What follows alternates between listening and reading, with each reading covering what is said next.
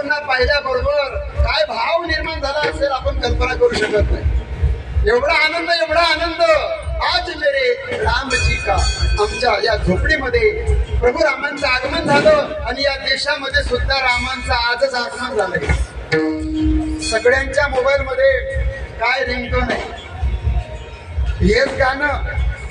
अशा वेगवेगळ्या हिंदी पदांमध्ये जसं शबरी मातेच्या त्या आश्रमामध्ये भगवान आले तसं आज या भारतवर्षामध्ये भारत देशामध्ये 500 वर्ष लागले. शबरी माता जेव्हा आली आश्रमामध्ये तेव्हा फक्त 7-8 वर्षाची होती. बघा आता मला सांगायला वेळ नाहीये की भिल्ल होती, तिचा बाप भिल्लांचा राजा होता. लग्न होतं आणि लग्न असल्यामुळे आपण पंगत काय करायची तर भोपळे कापण्यासाठी अशी लाईनच्या लाईन होती. आईला विचारलं हे कशाचे साठी आणले, म्हणजे बाई तुझं लग्न आहे आणि त्या लग्नामध्ये पंगत द्यायची आहे, यांचं हे सगळं काय असेल ते करायचंय. मुळात बघता असणारे त्यांना वाईट वाटलं, एवढी हत्या होईल त्याच्यापेक्षा मी लग्नच करत नाही. आणि तिथून पळून गेल्या, ज्या पळाल्या त्या मातंग ऋषींच्या आश्रमात गेल्या. 7-8 वर्षाचं वय तेव्हाच्या त्या आश्रमात आहे तर 80-90 आता किती वर्षाचे झाले मला माहित नाही. 100 वर्ष तपश्चर्या केली.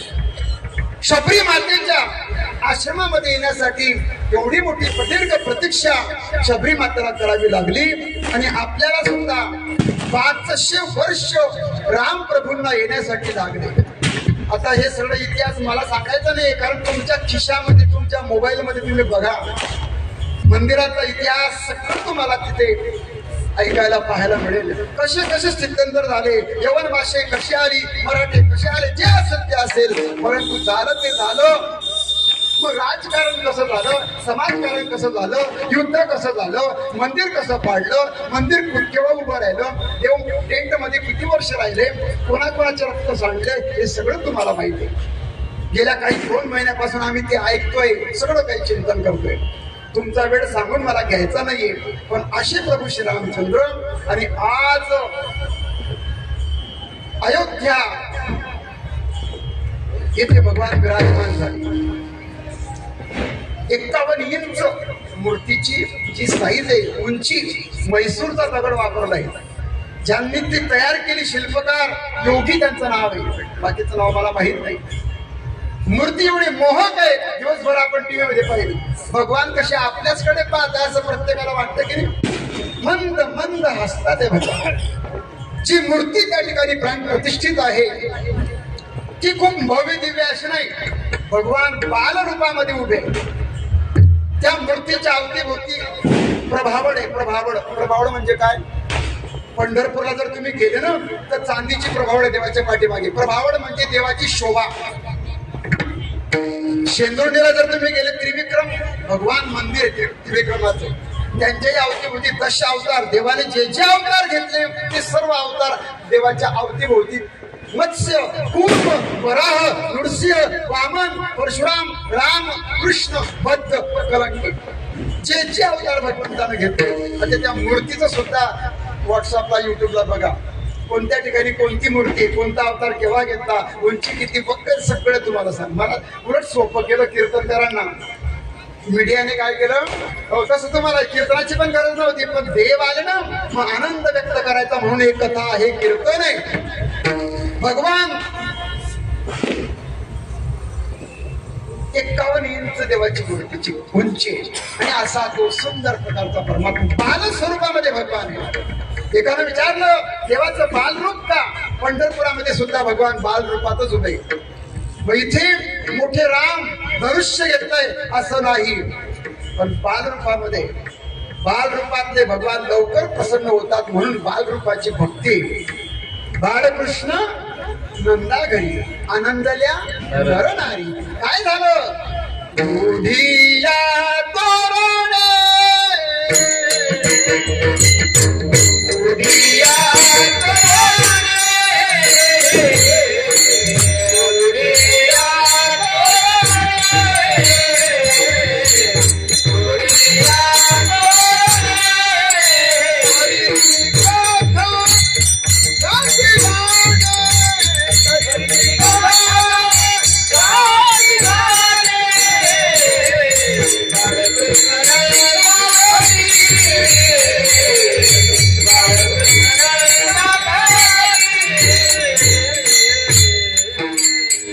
जसा गोकुळामध्ये आनंद तसा आज अयोध्येमध्ये आनंद आहे. गुडिया तोरणे करीती कथा गाती गाणे, गायन भजन कीर्तन नामस्मरण काय नाही करतात. आज तर एवढी तेव्हा रामप्रभूंचा एवढा उच्चार झाला असेल ज्याच्या प्रत्येकाच्या तोंडात राम आहे. तो आस्तिक असो का नास्तिक असो भगवान विराजमान झाले. आणि अशी प्रभू श्रीरामचंद्र 500 वर्षानंतर ही घटना मला वाटतं जेव्हा म्हणण्यापेक्षा हे जे मुलं आहे ही आमची महाराज मंडळी त्यांच्या नातवाला सांगतील, भाऊ हे आमच्या समोर झालं होतं बरं, यांच्या नातवाला सांगतील ते मोदीजींना मी पाहिलंय बरं, योगीजींना आम्ही पाहिलंय बरं. एखादी बाबा असतात विनोबा भावे, गाडगे बाबा. माझे वडील म्हणायचे मी 2-4 वर्षाचा होतो तेव्हा गाडगे बाबा आमच्या या मार्गे गेले होते.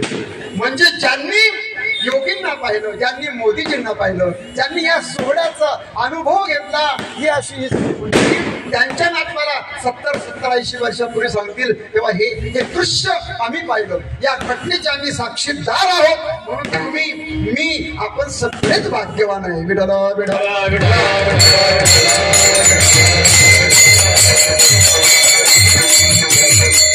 आजच्या या घटनेचं या सगळ्या समारंभाचं वर्णन माझ्यासारख्याने काय करावं. अरे कोणाजवळच शब्द नाहीये,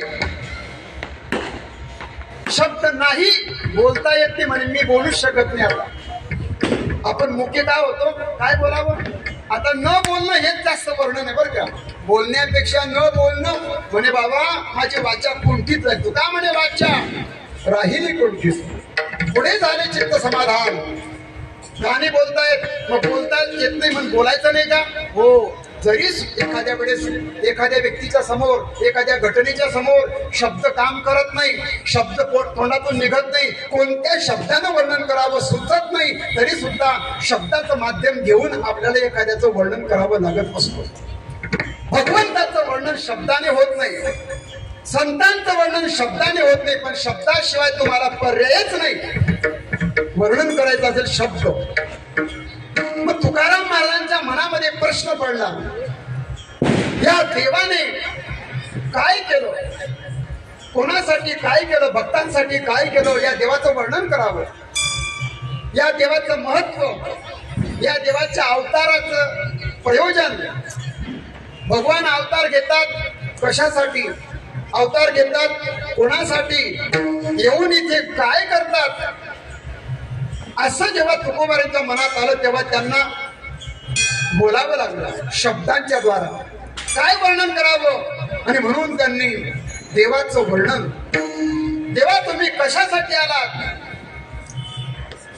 हे शब्दांकित करत असताना जे बोलले ते अभंगाच्या पहिल्या चरणामध्ये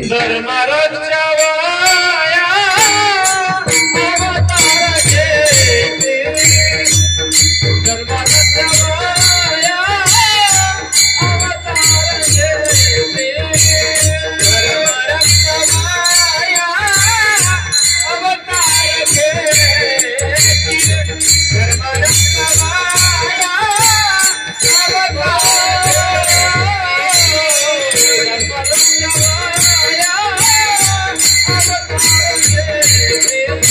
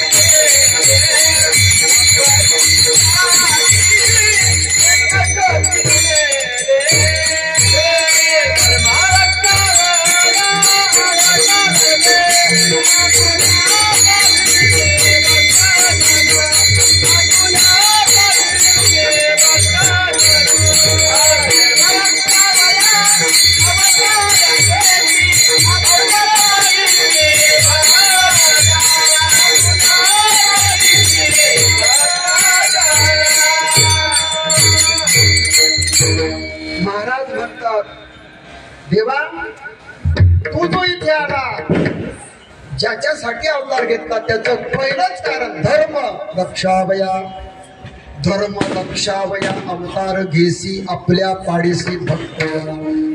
दोन कामं सांगितले या पहिल्या चरणामध्ये, धर्माचं रक्षण करणं आणि भक्तांचं रक्षण करणं. धर्माचंही रक्षण करायचंय आणि भक्तांचंही करायचंय, दोन काम. भगवान विराजमान झाले पण काय करतील तर धर्माचं रक्षण करतील. हे सगळे दिवे, या भगव्या पताका, हे दृश्य धर्माची संस्थापनाच म्हणतात याला. गीतेमध्ये भगवान म्हणतात मी येऊन काय करतो, यदा यदा हि धर्मस्य ग्लानिर्भवति भारत अभ्युत्थानम् अधर्मस्य तदात्मानं सृजाम्यहम् परित्राणाय साधूनां विनाशाय च दुष्कृतां धर्म संस्थापनार्थाय संभवामि युगे युगे. धर्म अभंग, धर्म या शब्दाने या अभंगाची सुरुवात आहे. धर्म रक्षावया अवतार. भगवान आता अयोध्येत आले, सिंहासनावर विराजमान झाले. देव बैसले सिंहासनी आल्या याचका पुरे धनी. भगवान सिंहासनावर विराजमान झाले. अयोध्येचं राज्य भगवान करतात, पण धर्माची संस्थापना, साधूंचं रक्षण, दुष्टांचा नाश. काय काम करतो भगवान? धर्म. आता धर्माबद्दल जर बोलायचं म्हटलं तर इथेच कीर्तन होऊन जाईल. धर्माच्या बद्दल एवढे भांडण आहे, एवढ्या व्याख्या आहे, एवढे लोक धर्म. आता धर्म तुम्ही समजतात, धर्म मी समजतो, तो धर्म नाही. काय धर्म आम्हाला काय धर्म समजतो? मुस्लिम धर्म, हिंदू धर्म, ख्रिश्चन धर्म, हे जाती झाल्या. धर्मशब्दाची व्याख्या अनेकांनी केली. आजही याच्यावरती मोठा वाद चालू आहे. तसं जर पाहिलं तर राम प्रभूंच्या जीवनामध्ये प्रभू रामांना वाद आवडत नाही, भांडण आवडत नाही, पण प्रभू रामांमध्ये किंवा रामायणामध्ये एवढे भांडण आहे की त्याचा तुम्ही विचार करू शकत नाही. रामायण किती माहितीये का? 108 रामायण आहे. महर्षी वाल्मिकांनी दिलं ते एक रामायण, नाथ महाराजांनी दिलं ते भावार्थ रामायण, एक अद्भुत रामायण आहे. तमिळ, मल्याळम अनेक भाषांमध्ये रामायण झालं. 108 प्रकारचे रामायण आहे. रामायणामध्ये पण वादच आहे. रामायणात पण वाद होता, अयोध्येत पण वादच आहे. आता सुद्धा वादच होता आहे, बोलत नाही. होता शब्द भूतकाळात, आता वाद गेला, आता संवाद आहे. सगळेजण काय झाले आता? एक झाले. राम राज्य झाले, राम राज्य काय होणे आम्हासी. देवाला वाद आवडत नाही आणि बाकीचे वाद केल्याशिवाय राहत नाही. वाद चालला चालला चालला, कोर्टात वाद केला.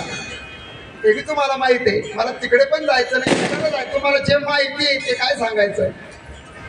वाद बाहेर आहे, वाद अयोध्येत आहे, वाद देशात आहे, वाद पक्षांचा आहे, वाद राजकारणाचा आहे, वाद भक्तांचा आहे.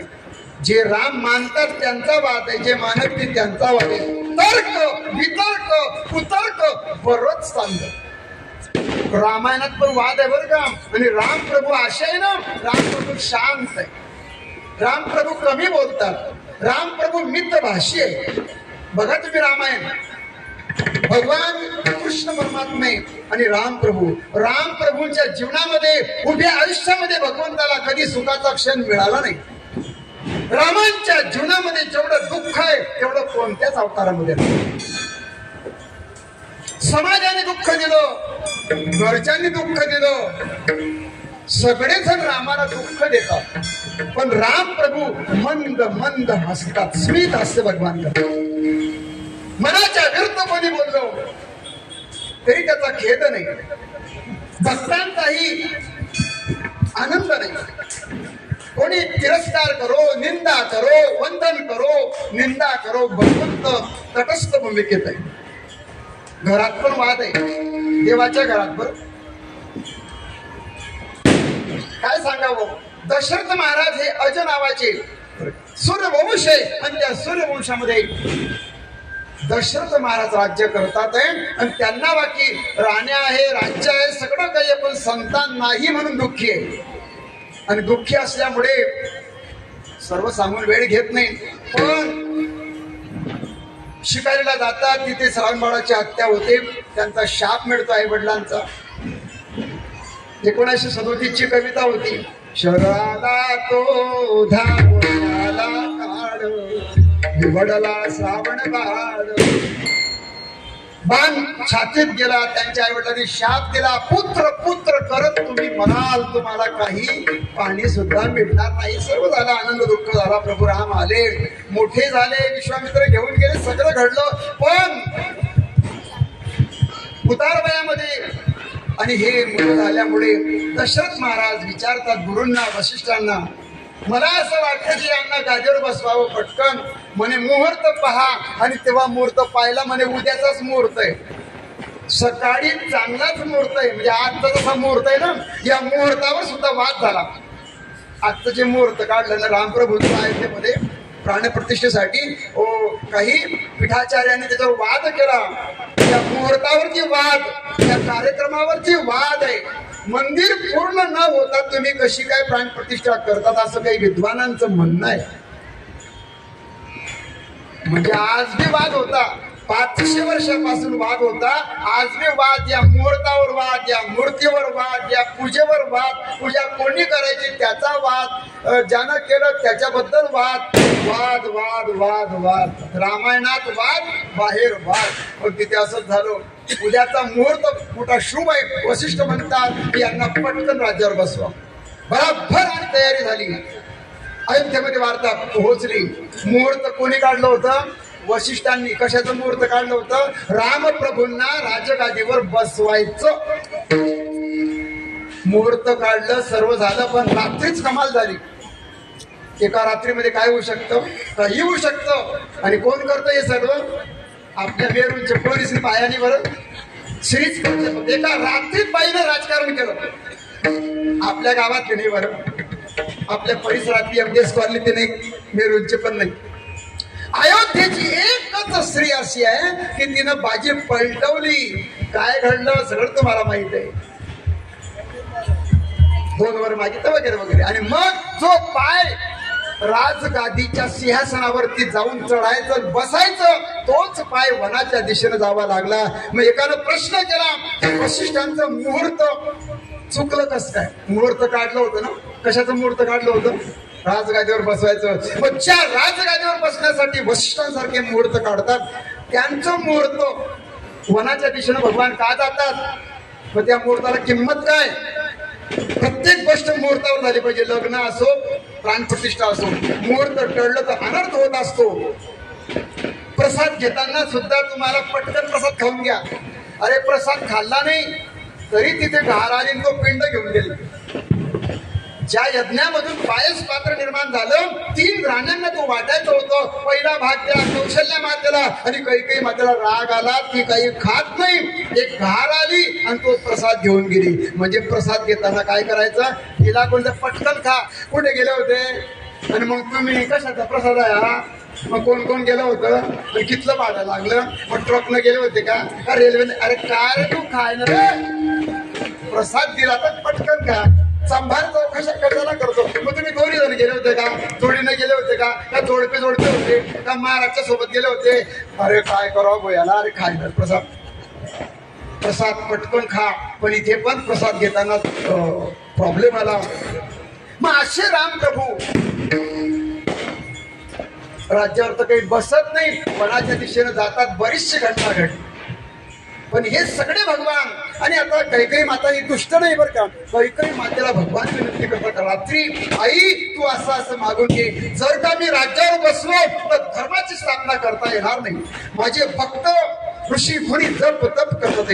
वनामध्ये मातंग ऋषी, शबरी माता, अनेक असे भक्त आहेत की त्यांना मला दर्शन द्यायचे. केवळ आहे काय बघा तुम्ही रामायण सर्व. मी जर राज्यावर बसलो तर हे ऋषी मुनी ज्यांच्यासाठी मी आलोय ना, ते काम मागे राहून जाईल. सर्व राक्षसांचे राजे रावण या रावणाने काय केलं? सर्व देवांना बंदीत टाकलंय. या बंदिवासातल्या देवांना मी कसं सोडवणार? जेव्हा भगवंताला ठरलं गेलं की राज्यावर बसवायचं, तेव्हा सगळ्या देवांनी मिटिंग घेतली तातडीची आणि सगळे देव भगवंताला सूक्ष्म रूपानं भेटतात, विनंती करतात, देवा तुम्ही जर राज्यावर बसले मग आमचा उद्धार कोण करेल? आम्हाला ज्या रावणाने बंदिस्त केलंय, सगळे देव रावणाच्या दरबारामध्ये नवग्रह असतील, सगळे देव काम करायचे, आमची मुक्तता कोण करेल? आणि म्हणून तुम्ही वनात या. रावणाचा नेपाळ तुमची पत्नी, पुढचं सर्व चरित्र माहीत होतं. म्हणून जीवनामध्ये एकच सांगायचं आहे, आपल्याला जर कोणी दुःख देत असेल ना, त्याची उपकार. देवाला तुम्हाला जर दुःख द्यायचं असेल तर देव कोणाच्या तरी माध्यमातून दुःख देतो. काही माता ही निकृष्ट नाहीये. काही मातेला जर वर मागितले नसते तर रामायण पुढे घडलंच नसतं.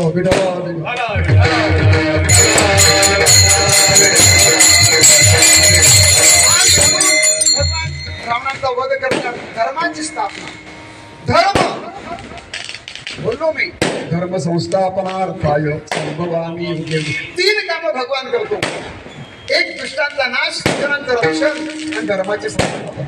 देव काम करतो 3 आणि संत काम करतात 7. संत देवापेक्षा श्रेष्ठ आहे. आणि पण तुकोबाने म्हणतं, काय केलं या देवाने? धर्म रक्षावया. मग धर्म शब्द इथे वापरलाय. कोणता धर्म? तुम्ही समजतो, आपण समजतो, तो धर्म नाही.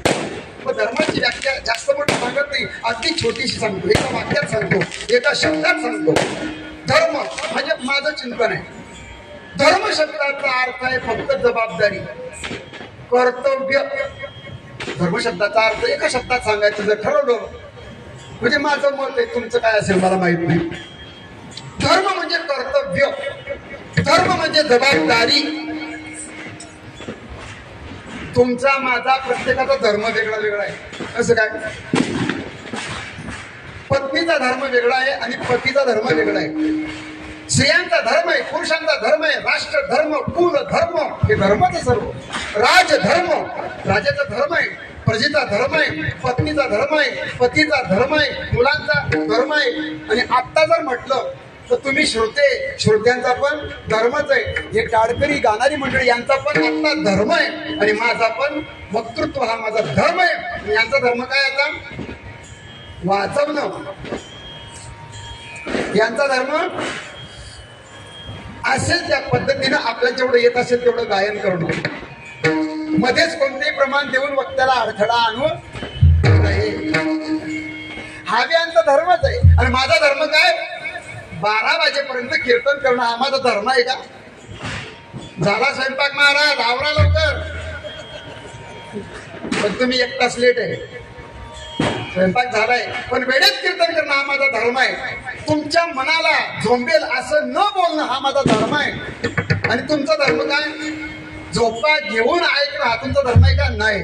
प्रसन्न चेहरे, टवटवीत चेहरे, लक्षपूर्वक अवधान ऐकले तिचे, मग सर्व सुखाशी पात्र होईल. लक्षपूर्वक ऐकणं हा तुमचा धर्म आहे. पतीचा धर्म काय? पतीचा धर्म स्त्रीचं रक्षण करणं. मुलाचा धर्म काय? आणि पत्नीचा काय धर्म आहे? म्हणजे पत्नीचा धर्म नवऱ्याच्या विरुद्ध बोलणे. तो जर घरात बोलतो, गलीत बोलणे हा धर्म आहे का? तो जर हाडू बोलले तर ती मोठ्यानं बोलते. तो आर्य करतो तर ती कार्य करते. एक प्रतिष्ठित व्यक्ती आमचे आता हे जे कार्यक्रमाचं आयोजन केलंय ना, त्यांचं नाव घेतो म्हणून तेच आहे असं नाही. तुम्ही सगळे आपण या ठिकाणी त्या हरिभक्तपरायण झाले पाहिजे अशी माझी इच्छा आहे.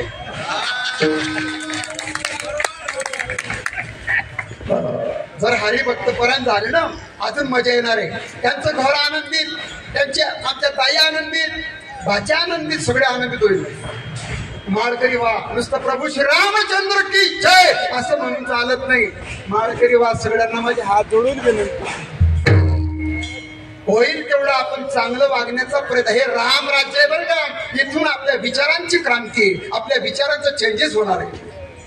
मंदिर का बांधायचे? प्राण प्रतिष्ठा का करायचे? कशासाठी? अरे 500 वर्षापासून आम्ही मंदिरात देव नाही तरी चालू होतं ना सर्व. का तुमचा काही प्रॉब्लेम होता? जेवायचा, खायचा, झोपायचा, तुमचा आणि देवाचा काय संबंध आहे सांगा? एक म्हणे महाराज मी 50 वर्ष झालं अजून माळ घातली नाही, माझं काही बिघडलं नाही, माझं काही नडलं का सांगा तुम्ही. ज्यांच्या गळ्यात माळ नाही त्यांची भरभराट होते बरं का. ज्यांनी माळ घातली नाही, ज्यांनी प्रभू रामांची भक्ती केली नाही, जे मंदिरात जात नाही, त्यांचं काही अडलंय का कुठे? देवाचं नाही आपलं कुठे अडलेलं नाही. आणि देवाला तुमच्याशिवाय देवाचं काय अडलंय? पण चांगल्या मार्गाने जर आपण चाललो, देवाला आनंद होतो, घरच्यांना आनंद होतो, समाजाला आनंद होतो. आणि आजपासून एक गोष्टी आपण करा. प्रत्येकाने गंध लावा, अष्टगंध लावा, जो तुम्हाला आवडेल तो लावा, पण कपाळावरती गंध लावा. हिंदू धर्म हे प्रतीक आहे. गंध लावाचं खरं, एवढं मोठं कपाळ आहे म्हणे, पण बिना गंधाचं आहे. एका स्त्रीचं लग्न झालं की म्हणे मी कुंकू लावणार नाही. फिराशील मग. आता एखाद्या स्त्रीने सर्व अलंकार घातले पण कुंकू लावला नाही आणि काळी पोत घातली नाही, काय किंमत आहे तिला? पण सर्व अलंकार घातले, कुंकू लावला नाही तरी सुद्धा किंमत नाही. पण फक्त काळी पोत आणि कुंकू लावला, काहीच अलंकार घातले नाही तरी सुद्धा तिला किंमत आहे. तिच्याकडे पाहताना समाधान वाटतं. सौभाग्याचं लेणं जर तुम्ही लेत नसाल तर म्हणे माझी चैन म्हणजे माझी नाही, तो म्हणत होता पाचतोड्याचे म्हणे. गोप आहे गोप, हातात तोड, ते काय म्हणतात त्याला, ते सगळं आहे. अंगठ्या हातामध्ये, पण गड्यात थोडीशी बाण नसेल तर तुमची त्याला काही किंमत नाही. म्हणून ऐसी चीज मत खाना जिसे आपकी संस्कृती भ्रष्ट हो जाए. अरे गंगा आपल्या जवळ वाहते. हा देश प्रभू रामांचा आहे, हा देश ज्ञानोबारायांचा आहे, हा महाराष्ट्र आहे. महाराष्ट्र म्हणजे मोठं राज्य, संतांची भूमी, साहित्यिकांची भूमी, देवांची भूमी, संतांची भूमी, मोठ्या मोठ्या विचारवंतांची भूमी, पुढाऱ्यांची भूमी, तमासगिरांची भूमी, कलावंतांची भूमी, अशी ही भूमी, कीर्तनकारांची भूमी आहे. फार दिव्य असे सत्पुरुष या भूमीमध्ये झाले. आणि अशा राज्यामध्ये जर आपण राहत असू आणि जर का आपण माळ घालत नसू, मांस खात असाल आपण, तर आपल्यासारखं दुर्भाग्य कोणीच नाही. ज्या देशामध्ये आमचा जन्म झाला त्या देशामध्ये, या भारत देशाला, अरे स्वर्गामध्ये तुम्ही जसे बसले ना तसे देव लोक बसले बरं का. स्वर्गामध्ये इंद्रचंद्र महेंद्र सगळे बसले आणि विचार चालला. जो जातो तो खाली जातो मृत्यू लोकामध्ये. देवाने अवतार घेतले मृत्यू लोकामध्ये. राम, कृष्ण, भट्ट, कलंकी, मत्स्य, कूर्म हे सगळे अवतार मृत्यू लोकामध्येच का? देव जातात मृत्यू होतात. देव बनून जेव्हा काही होत नाही तेव्हा ज्ञानोबारांच्या रूपात भगवानच आले, तुकोबारांच्या रूपात भगवानच आले. म्हणजे संत गेले मृत्यू लोकामध्ये, देव गेले मृत्यू लोकामध्ये. मग देवांना प्रश्न पडला, असं या मृत्यू लोकामध्ये काय आहे? प्रत्येकाला वाटतं की इथे यावं, जन्म घ्यावा. स्वर्गीचे अमर इच्छिताती देवा. स्वर्गातले अमर म्हणजे देव मोठ्या देवाकडे विनंती करतात की देवा आम्हाला तुम्ही भारतामध्ये पाठवा, परत भूमीमध्ये पाठवा, मृत्यू लोकामध्ये पाठवा. का? स्वर्गीचे अमर इच्छिताती देवा काय इच्छा करतात? मृत्यू लोकी व्हावा जन्म, मृत्यू लोकी व्हावा जन्म,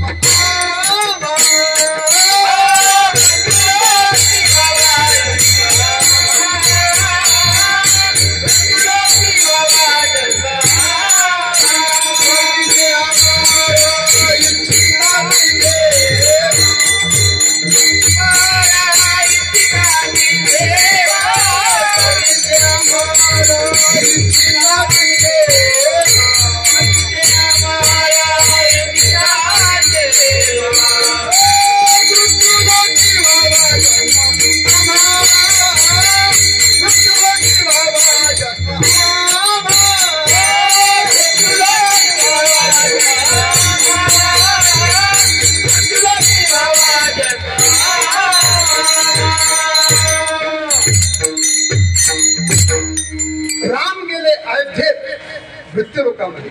सर्व देव संत जातात, मग आम्हालाही तुम्ही मृत्यू लोकामध्ये. आणि आपण देवांपेक्षा श्रेष्ठ बरं का. आपण मृत्यू लोकी व्हावा जन्म. देवांना नरदेह मिळाला नाही पण कळाला. तुम्हाला मला मिळाला पण कळाला नाही. काहींना मिळाला तर कळाला नाही, काहींना कळाला तर मिळाला नाही, काहींना कळालाही नाही आणि मिळालाही नाही, आणि काहींना कळालाही आणि मिळालाही.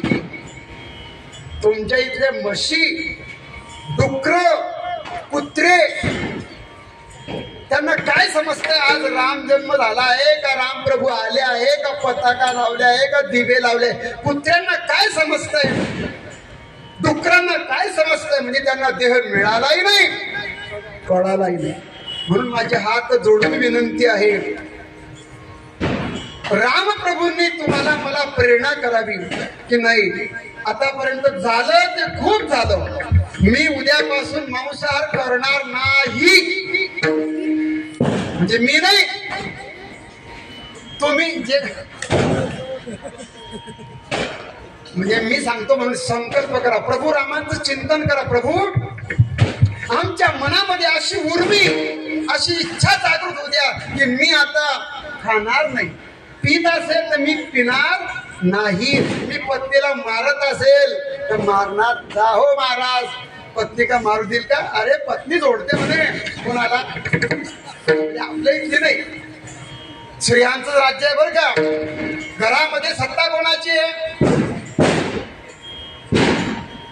स्त्रियांची. सांगा आता, सांगा सकाळी सांगा, तुमच्या घरात तुमचं चालतं का बाईचं चालतं? तुम्ही सांगा. संजय महाराज आमचे शालक आहे, संजय रामकृष्ण जगताप आणि त्यांचा मित्र परिवार आणि या सर्व परिसरातील भाविकांच्या वतीने हा मोठा सुंदर कार्यक्रम आहे. त्यांना विचारलं एका नाही म्हणे तुमचं चालतं का ताईंचं चालतं? तर काय सांगावं म्हणे, मी जर असं बोललो ताईंचं चालतं तर हे लोक काय म्हणते मग तुमचं काही चालत नाही. पण तुमच्या बी घरात आणि माझ्या बी घरात बाईंचंच चालतं, तुमचं कसं काय? सांगा ना, काय घाबरताय? माहिती द्या त्यांच्याकडे. तुम्ही सांगू नका, पण हे माझं म्हणणं नाही. भागवतामध्ये असं वर्णन आहे की कलियुगामध्ये सर्व घरामध्ये स्त्रियांची सत्ता चालेल, स्त्रीच्या माहेरच्या माणसांचंच चालेल. एका दिवशी काय झालं, आता पूर्वीच्या स्त्रिया विचारायच्या का हो काय स्वयंपाक करायचा? विचारता की काही काही आज्ञाधारक घरामध्ये पत्नीला काय भाजी करू? जगतापांचा मन होतं म्हणे असं कर, आठवड्यांची भाजी मसाल्याची कर. त्याचा मूड होता.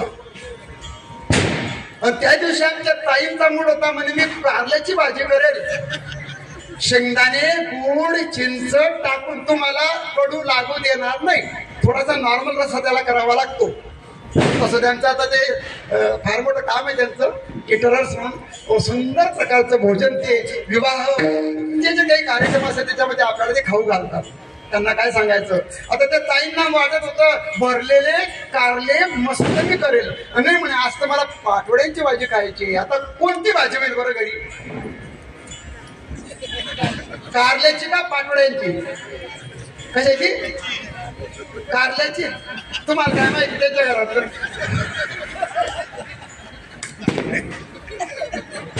घरातल्या स्त्रीचा मूड आहे की कारल्याची भाजी खायची आणि दादांचा मूड आहे पाटोड्यांची भाजी खायची. तर भाजी यांचं म्हणणं आहे की कारल्याचीच होईल. मग यांचा विचाराचा काही विचारच नाही. मग बसले मग जेवायला, हे आले 2 तासानं, भाजी वाढली, म्हणजे कारले कारले कारले असा संताप झाला. आता मी कशाला शिवाय देऊ? दात खातात, मिठ्या खातात.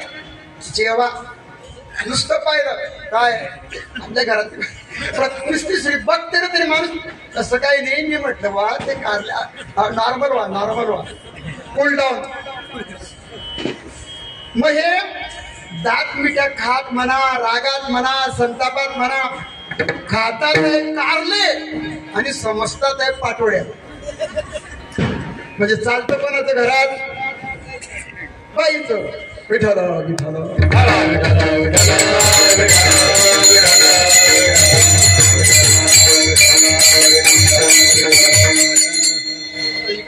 आले आपण सांगा आता कुठून आले कसे काय या विषयापर्यंत आले कसे आता गेलो विसरून सगळं कारल्यामध्ये गेलो वांग घोसून विठ्ठल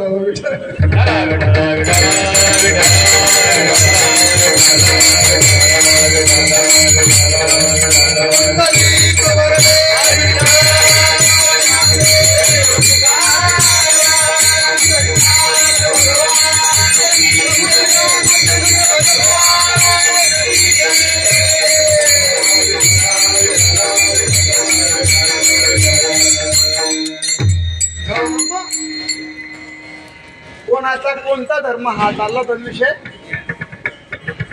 मी कधी कधी शुद्ध पडतो मला तुम्ही शुद्धीवर आणत जा धर्म पत्नीचा आहे धर्म अरे मुलांचा काय धर्म आहे शिक्षकाचा धर्म आहे विद्यार्थ्याचा धर्म आहे मुलाचा काय धर्म आहे मुलाने आई वडिलांची सेवा करावी हा धर्म आहे आणि बापाचा धर्म काय त्यांचं संगोपन करणं त्याचं शिक्षण त्याचं लग्न जे काय असेल ते असेल हे सगळे धर्म प्रत्येकाचे पण धर्म आम्ही त्या धर्मावरतीच मोठा विचार केला धर्मावरती भांडण केलं धर्मावरती सगळंच काही झालं सांगत नाही पण धर्म म्हणजे कर्तव्य राजाचा धर्म राम प्रभू आदर्श राजे राम प्रभू आदर्श पती आहे राम प्रभू आदर्श भाऊ आहे राम प्रभू आदर्श भगवान आहे राम प्रभू काय नाही भाऊ तसेच राम प्रभू आदर्श जावई आहे जावई सुद्धा आदर्श आहे बरं का अहो ज्या सीता मातेचं त्यांचा विवाह झाला बाशिंग सुटत नाही मनात जावं लागलं पत्नीचा धर्म सीता माईकडे पाहून आपल्याला शिकावं लागतं पतीची मता अनुसरोनी वर्ते पतिव्रता सीतामाईचा काय संबंध होता वनात जाण्याचं काय कारण होतं लक्ष्मणांचं काय कारण होतं काहीही कारण नसताना त्यांनी का केलं हा भावाचा धर्म आहे पत्नीचा धर्म आहे पती जर सुखात असेल तर स्त्री सुद्धा सुखात आहे पतीचं दुःख स्त्रीचं दुःख पती आनंदी पत्नी आनंदी पती श्रीमंत पत्नी श्रीमंत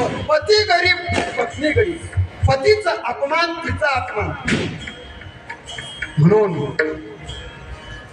लग्न होतं ना लग्न तेव्हा आपण त्या क्रिया विधीकडे लक्ष देत नाही आम्ही फक्त नाचतो नटतो थटतो नाचतो आता मग आमच्या घरी लग्नच आहे मुलाचं 30 जानेवारीला सांगा तुम्ही कीर्तनात द्या जय रावण या घरी सगळे सगळ्यांनी आशीर्वाद द्या या काही चिंता नाहीये प्रभू रामांचं लग्न आम्ही नुसते नाचतो ब्राह्मण आले अहो रामप्रभूंच्या लग्नात बी तसंच झालं रामप्रभू आले आमचा राम आता आमचं लग्न आहे 12-22चं आता आमचा राम 2ला येतो का 3ला येतो काय माहिती आपला राम ठिकाणावरच राहत नाही 12-22चं लग्न आहे 1-22ला आला रामप्रभूंचं असंच झालं लग्न जाऊ द्या पण तेव्हा कन्यादानाचा प्रसंग येतो आता कन्यादान कोणी करावं कोणाला बी सांगतो आपण आमच्या मोठ्या भावाला जाऊ द्या लहान्या भावाला जाऊ द्या अरे तो जनक आहे जननी आणि जनक जिच्या पोटातून बाहेर आली मुलगी ती तिची जननी आहे जनकाने आणि जननीनेच कन्यादान करावं मग तुम्ही सगळ्या गावाला का मान देत नाही पण हा काय करतो हा राहतो मागे आमच्या भावाला घ्या आमच्या दादाला घ्या आमच्या मामाला घ्या सगळं गाव कन्यादान करतं आणि ब्राह्मणांचं दक्षिणा वाढत असत असो पण कन्यादान करताना आणि मग पाणी सोडतो आजपासून ही माझी होती मुलगी आज तुमच्या स्वाधीन करत आहे धर्मेच आणि पतीला सुद्धा संकल्प घ्यावा लागतो धर्मेच नाती चरामी अर्थेच नाती चरामी कामेच नाती चरामी धर्मानं मी तिचं रक्षण करेन काम तिच्यापासून जी संतती होईल ती सुद्धा मी तिचं संगोपन करेन धर्मामध्ये माझ्या ही सहाय्य आहे कर्मामध्ये सहाय्य आहे कामामध्ये सहाय्य आहे धर्मेच नाती चरामी तिच्याशिवाय म्हणजे या पत्नीच्या सोबतच मी धार्मिक काम करताना तिला हात लावतो आपण ताई हात लावा मला संकल्प हे सगळं का धर्म पत्नी कोणती पत्नी की भोग पत्नी नाही या सगळ्या धर्माचा विचार केला पण महाराज म्हणतात धर्म रक्षावया अवतार घेसी पण धर्म मानवता हा धर्म रामप्रभू भगवान म्हणतात तुकोबार आहे की धर्माचं रक्षण करण्यासाठी देवाने अवतार घेत धर्म रक्षावया अवतार घेसी काय करतो देव आपल्या पाडीसी भक्तजना भक्तांचं रक्षण भक्तांचं पालन करतो हा परमात्मा सज्जनांचं रक्षण करतो आता सज्जन देव आता मत्स्यकूर्म हे 6 अवतार उपयोगाचे नाही, पण राम प्रभूंचा 7वा अवतार झाला आणि तेव्हापासून मंदिर निर्माण झाले आणि तेव्हापासून भक्तीला आरंभ झाला. भक्ती आणि भगवंत रामांच्या अवतारापासून भक्तीला आरंभ झाला. 2च अवतार असे आहे की जे पूर्ण आहे, परिपूर्ण आहे. पूर्णावतार राम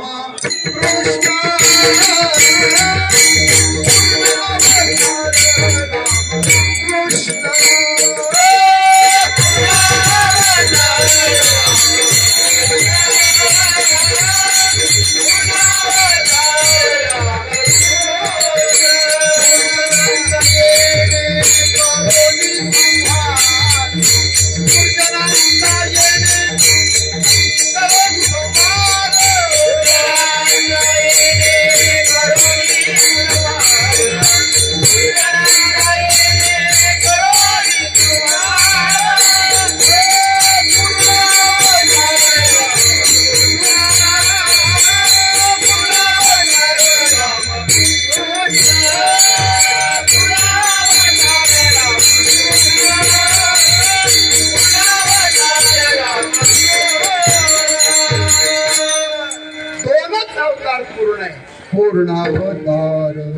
पूर्ण अवतार राम आहे.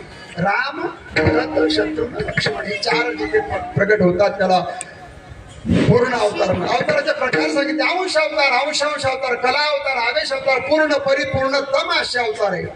काही अवतार अंश अवतार आहे.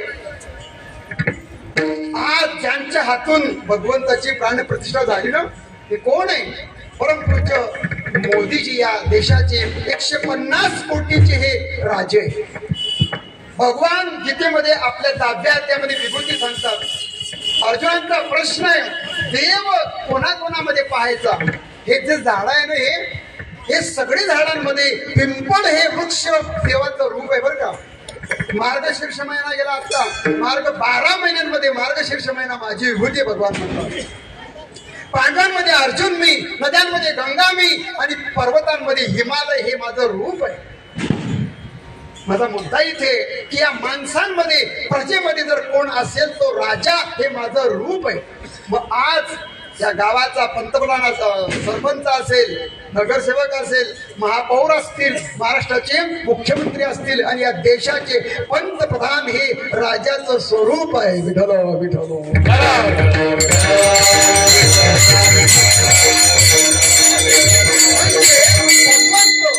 धर्मरक्षावया अवतार घेसी आपल्या पाडीसी भक्तजना. अरे असा राजा आजपर्यंत झालेला नाही. 75 वर्षाचा काल गेलेला आहे. स्वातंत्र्यानंतर पहिलेच राजे. महाराष्ट्राने भाजपचे आहे का? तुम्ही काही समजा. जे चांगलं आहे त्यांचं आपण स्तुती करावी. सत्याचे पक्षधर कोण असतील आज तुम्हालाही मान्यच करावं लागेल आणि मलाही मान्यच करावं लागेल की आज हे कार्य ज्यांच्या हातून झालं त्यांचं बी काही अधिकार असेल.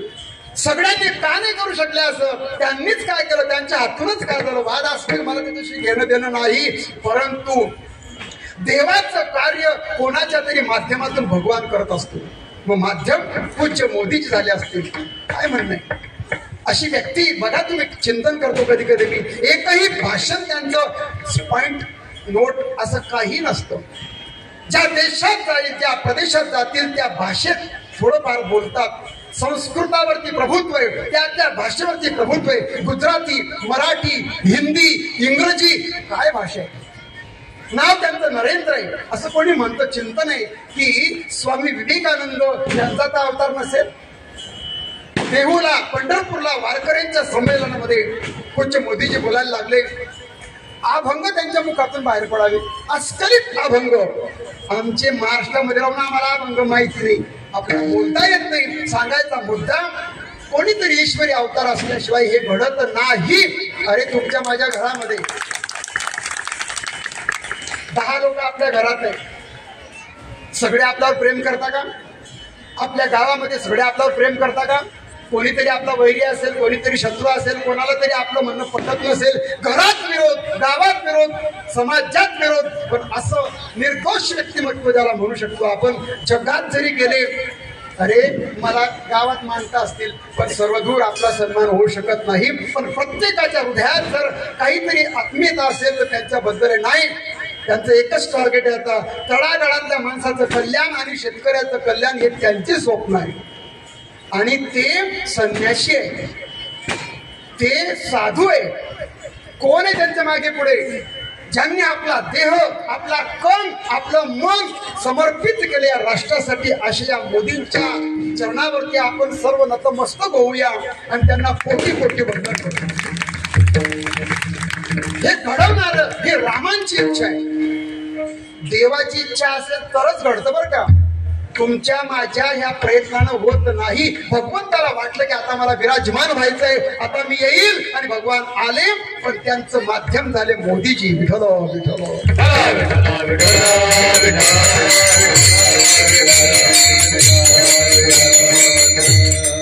आपुल्या पाडीसी भक्तजना. भक्तांचं रक्षण देवता आता काही धनुष्यबाण घेऊन येऊ शकत नाही, पण तुमच्या माझ्यामध्ये राम जागृत व्हावा एवढ्यासाठी ही ऊर्जा, हा जो सोहळा चालू आहे ना, दिव्य पताका आहे, जल्लोष आहे, आनंद आहे. घराघरामध्ये हा राम या तत्वाचं जागरण आहे, हे हरीचं जागरण आहे, हे रामाचं जागरण. तुमच्या प्रत्येकाच्या मनामध्ये राम प्रगट व्हावे, राम जागृत व्हावे.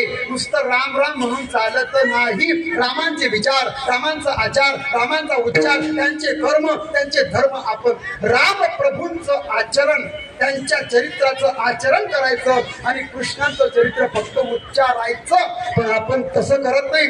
आपण कृष्णांचं चरित्र आपण जगण्याचा प्रयत्न करतो आणि रामप्रभूंसारखं वागण्याचा प्रयत्न करत नाही. पण आदर्श चरित्र जर असेल तर ते रामांचं आहे. आणि म्हणून एकदा तरी प्रत्येकाने जीवनामध्ये रामायण वाचा. माळकरी व्हा, मांसाहार टाळा, दारू पिणं बंद करा, एवढाच हा रामांचा संदेश आहे. आपल्या पाडीसी भक्तजना और त्यांच्या रूपानं, आजच्या राजाच्या रूपानं हे सर्व दिसलं आपल्याला. भगवान असं पालन करतो आपल्या पाडीसी भक्तजना. कोणाचं रक्षण केलं? तुकोबाराय उदाहरण देतात अंबऋषीसाठी. जन्म सोशियले दुष्ट निर्दाडिले. किती एक तुकाराम महाराज तुम्ही म्हणतात भक्तांचं रक्षण करतो, कोणाचं केलं सांगा? उदाहरण दिलं. अंब नावाचे ऋषी होते. कुठले होते? हे अंबळनेरचे होते अंबऋषी. सांगून वेळ घेत नाही, पण त्या अंबऋषींनी काय केलं? एकादशीचं व्रत केलं, भगवान प्रसन्न झाले. दुर्वासांचा शाप मिळतो आणि दुर्वास त्यांना शाप देतात की तुम्हाला 10 जन्म घ्यावे लागतील. ते सर्व जन्म भगवंतानं घेतले, त्याच्यापैकी हा राम जन्म आहे.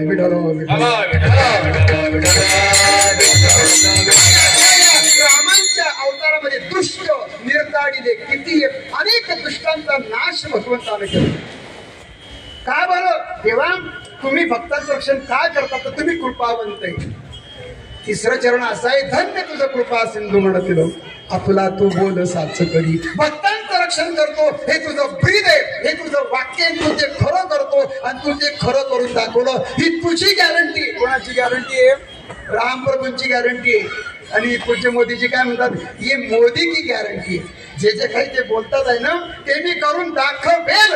जसं भगवान म्हणतात, धन्य तुझं कृपा सिंधू म्हणतील आपला तू बोल साच करी. तेव्हा तुझं म्हणणं तू खरं केलं. काय केलं? आपल्या पाडीसी भक्तजन. देव आपलं बोलणं खरं करतो. अरे देवाने अवतार कोणासाठी घेतले? कोण भक्त आहे देवाचे? आपुल्या. शब्द काय आला? आपुल्या पाडीसी भक्तजना. आपले म्हणजे कोण? आपले माणसं. आपण आता गाडीमध्ये गेलो, आपण 2 सीट सांभाळले, एक व्यक्ती आली, गाव सरकारच्याकडे म्हणे आमचे माणसं येत आहे, आमचे माणसं येत आहे. म्हणे मग मी कोण आहे? मी माणूस नाही का? म्हणे आमचे माणसं येत आहे, म्हणजे आपले, आपली बाई, आपला भाऊ, आपला आहे की नाही? आपला. कोणाला आपलं म्हणतो आपण? अरे आपल्याला सुद्धा आपण आपलं म्हणत नाही, पण भगवान म्हणतात आपल्या पाडीसी भक्तजन. कोण आपले? ज्ञानेश्वरीमध्ये ज्ञानोबा उदाहरण देतात. कोण आहे देवाचं? सत्यानी सत्पुरुष, दानशूर याज्ञिक, तपस्वी अलौकिक, महात्मे हन.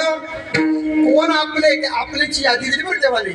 पहिला नंबर सती, म्हणजे स्त्रियांचा आहे. सती म्हणजे पतिव्रता. स्त्रियांसाठी रामप्रभू आले बरं का. हा जो अवतार आहे ना, हा स्त्रियांसाठी. सती आणि सत्पुरुष, सज्जन लोकांसाठी भगवान रामप्रभू आहे. सज्जनांसाठी भगवान येतो, सज्जनांच्या रक्षणासाठी येतो. सती आणि सत्पुरुष दानशूर लोकांसाठी देवाचा अवतार आहे, तपस्वींसाठी देवाचा अवतार आहे.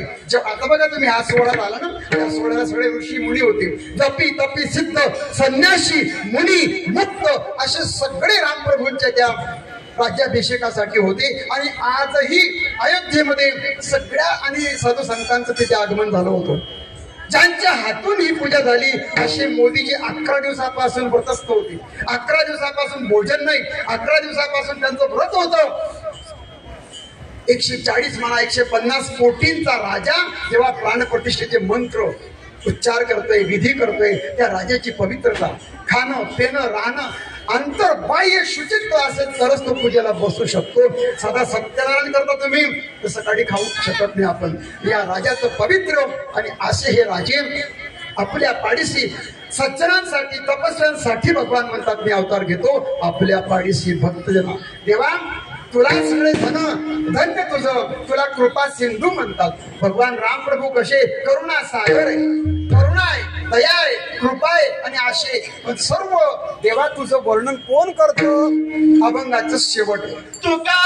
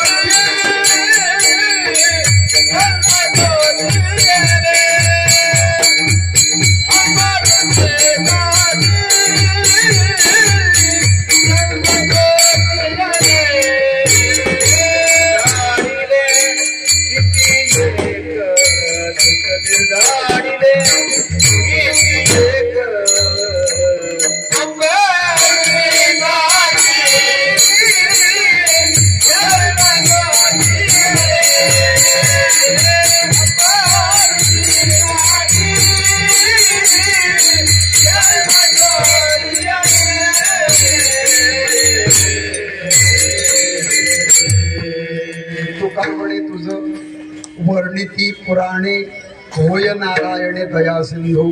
तुकोबाराय म्हणतात की देवा तुझं वर्णन भक्त करतात, नवल नाही. तुझं वर्णन सर्व पुराण करतात. तुका म्हणे तुझं वर्णिती पुराणे. काय वर्णन करतात? होय नारायणे दया सिंधू. तुम्ही दया सिंधू आहे. तिसऱ्या चरणामध्ये कृपा सिंधू आणि शेवटच्या चरणामध्ये दया सिंधू. सिंधू शब्दाचा अर्थ आहे समुद्र. तुम्ही कृपेचे सागर आहे. देवा तुम्ही उदार आहात, कृपावंत असे आहात. देव उदार पण आहे आणि देव कृपावंत सुद्धा आहे. कृपा केली देवाने. कोणावरती केली? कृपा केली शबरीवरती, कृपा केली जटायूवरती, कृपा केली रावणावरती, कृपा केली विभीषणांच्या वरती. शत्रूचा भाऊ जेव्हा शरण येतो त्याला सुद्धा अभय देतात. हे कृपा सिंधू आहे, दया सिंधू आहे, करुणा सिंधू आहे. होय नारायण दया सिंधू. दया राम प्रभूंच्या ठिकाणी काय दया आहे, करुणा तशीच, दया तशीच. अहो पशु पक्षी प्राणी स्त्रिया सगळ्यांवरती भगवान सारखी दया करतात. अगदी सामान्यातल्या सामान्य माणसाचा विचार जे ऐकतात असे राम प्रभू. सगळ्यात कमी बोलणारे राम प्रभू, सगळ्यांचं ऐकून घेणारे राम प्रभू. आपल्या राज्यामध्ये राम प्रभू वनवासातून आले. वनवासातून आल्यानंतर अयोध्येमध्ये त्यांचा राज्याभिषेक झाला. राम प्रभू 10,000 वर्ष राज्य करतात. राज्याला आरंभ झालाय. मी पहिल्यांदा बोललो की रामांच्या जीवनामध्ये दुःखाशिवाय दुसरं काहीच नाही. सगळं आनंदाचं चाललंय. राज्य गादीवर बसले, पत्नी आहे, सगळे भाऊ आहे, राज्य आनंदित आहे. झाले राम राज्य काय होणे आम्हासी. आनंदी आनंद आहे. राम राज्यामध्ये कोणी दुःख नाही. राम राज्यामध्ये कोणावरती अन्याय नाही, कोणाच्या घरी दारिद्र्य नाही, कोणाला रोग नाही, कोणाला कुठलं टेन्शन नाही. टेन्शन, ताण, तणाव अयोध्येमधून सगळं गेलं होतं. प्रत्येकाला न्याय देणारे न्यायप्रिय असे भगवान राम प्रभू आहे. ब्राह्मणांचा, गायींचा, ऋषींचा, मुनींचा सन्मान करणारे राम प्रभू आहे.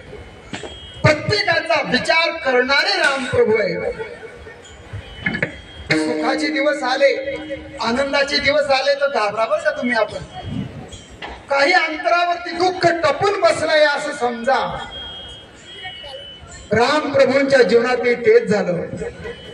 सगळी प्रजा आनंदित आहे. पण राम प्रभू साध्या देशामध्ये नगरामध्ये फिरतात, कानोसा घेतात. त्यांची हेर राज्यात काय चाललंय. आता मोदीजी काय करतात, मन की बात कशाचा कार्यक्रम आहे तो? तुमच्या मनात काय चाललंय हे जाणून घेण्याचा तो कार्यक्रम आहे. राम प्रभूंनी तेच केलं. राम प्रभूंनी समाजाच्या मनामध्ये काय चाललंय, तळागाळातल्या माणसाच्या मनात काय क्रिया आहे, प्रतिक्रिया आहे. मी आता माझ्या सीतेला रावणाच्या ताब्यातून आणलं खरं, लोक काय म्हणतात आहे. कानोसा घेतला. एका घराच्या जोडून जात असताना त्या घरामधला पती पत्नींचा संवाद चालू होता. पत्नीला पती म्हणत होता, मी तुला घरात घेणार. मी तुला सांगितलं 2 दिवसात तू माहेरी गेली होती, 2च दिवसात तिसऱ्या दिवशी आली पाहिजे. तू 4थ्या दिवशी आली, मी तुला घरात घेत नाही. कोण बोललं होतं हे? कोण बोललं होतं? अयोध्येमधले धोबी दादा. पण रामायणामध्ये असा उल्लेख नाही बरं का की धोबी दादा बोलले आणि मग रामप्रभूने सीतामाईला त्याग केला, असा रामायणात उल्लेख नाही. राम प्रभू एवढे काही हलक्या कानाचे नव्हते की कोणाचे बी ऐकून आपल्या बायकोला हाकलतील. मग ते राजे आदर्श कसे राहू शकतील? आदर्श पती. अरे पत्नीचा एखादी गुन्हा झाला असेल तर तिला माफ करतो तो पती असतो.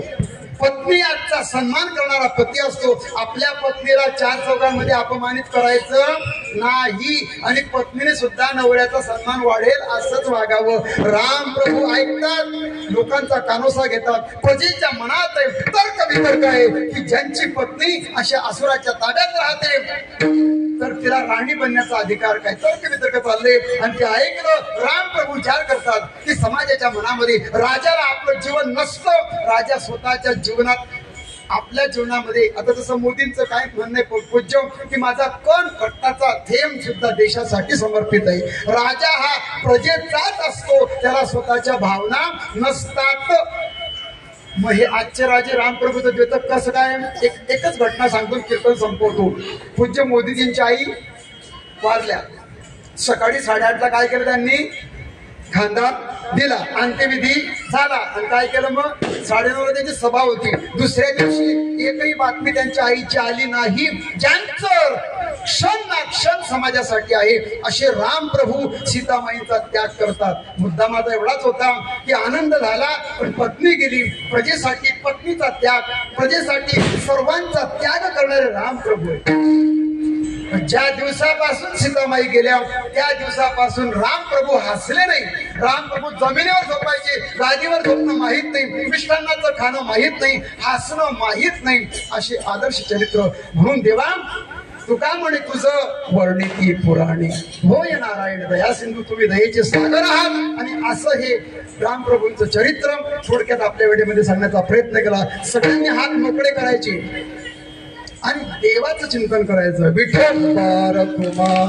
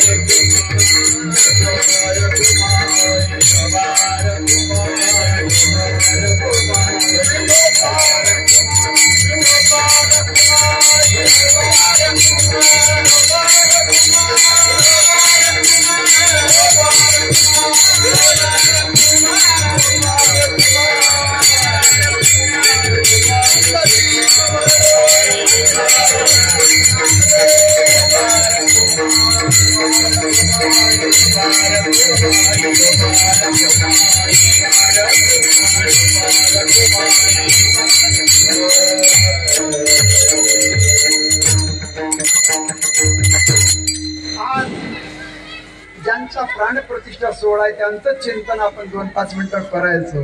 राजा राम राम राम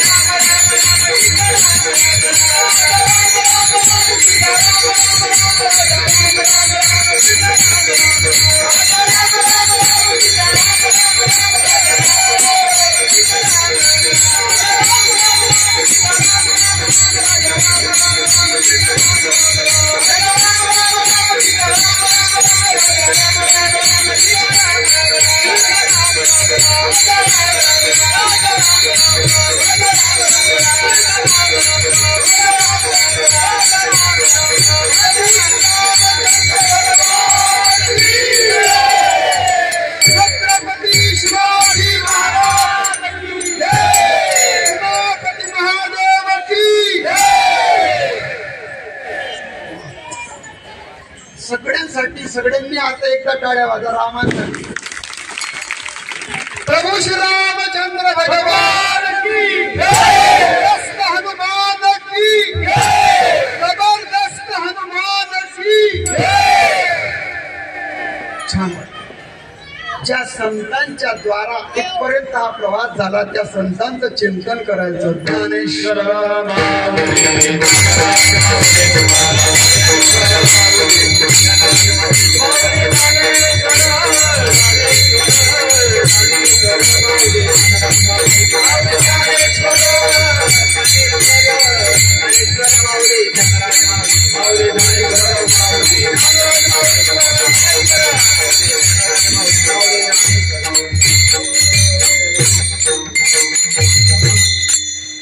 झालेली सेवा प्रभू श्रीरामांच्या चरणावरती समर्पित करायची.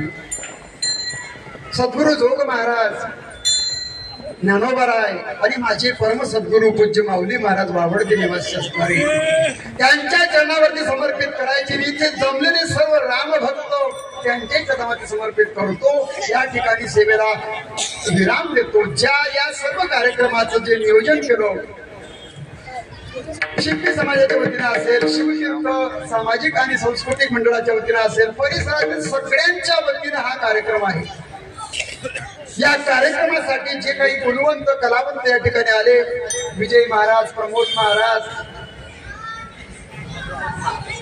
महाराज, अगदी सुंदर अशी सर्व मंडळी. आणि तुम्ही सर्व सुंदर सुंदर म्हणजे श्रोतेही सुंदरच आहे आणि हा कार्यक्रमही सुंदरच आहे आणि भगवान की सुंदरच आहे. सुंदर ते ध्यान भगवान उभे विटेवरी, भगवान सुंदर, गाणारे सुंदर, ऐकणारे सुंदर, कार्यक्रम सुंदर, जेवणाचा काय सुगंध येतोय तो बी सुंदर. असा हा सुंदर सुंदर सुंदर कार्यक्रम झाला. सगळ्यांना खूप खूप धन्यवाद. रामप्रभूंनी आपल्या मनामध्ये चांगले असे विचार रुजवावे. सगळ्या घरातले भांडण जावे, गावातले, शहरातले, देशातले भांडण मिटावे, सगळ्यांचे मन एक व्हावे. यारे यारे लहान थोर, याती भलते नारी नर, करावा विचार न लगे चिंता करुणासी. आता आपण काही चिंता करू नका. आपल्या घरात जे काही भांडणं असतील मिटवून टाका.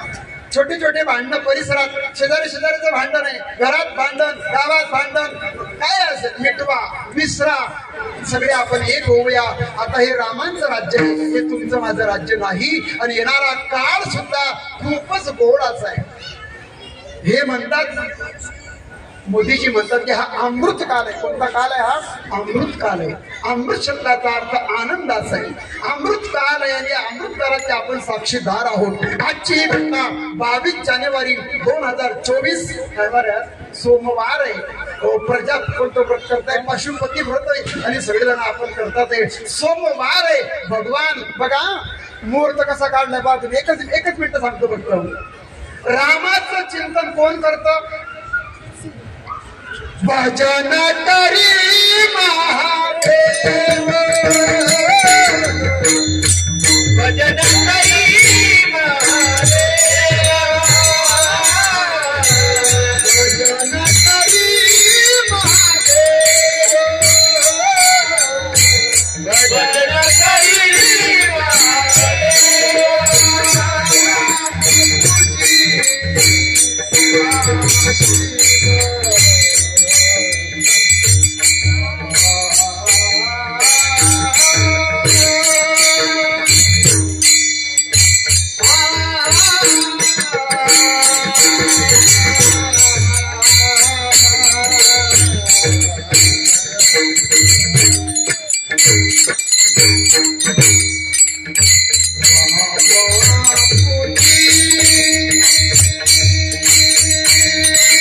सदा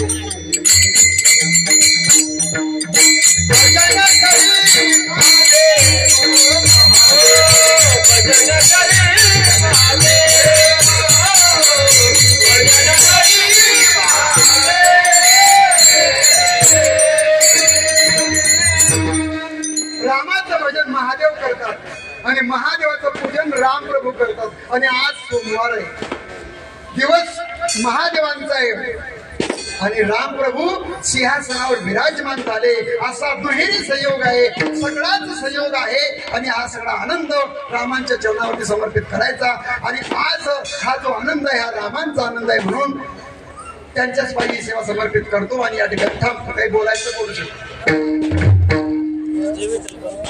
जय विठ्ठल जय जय जय विठ्ठल जय जय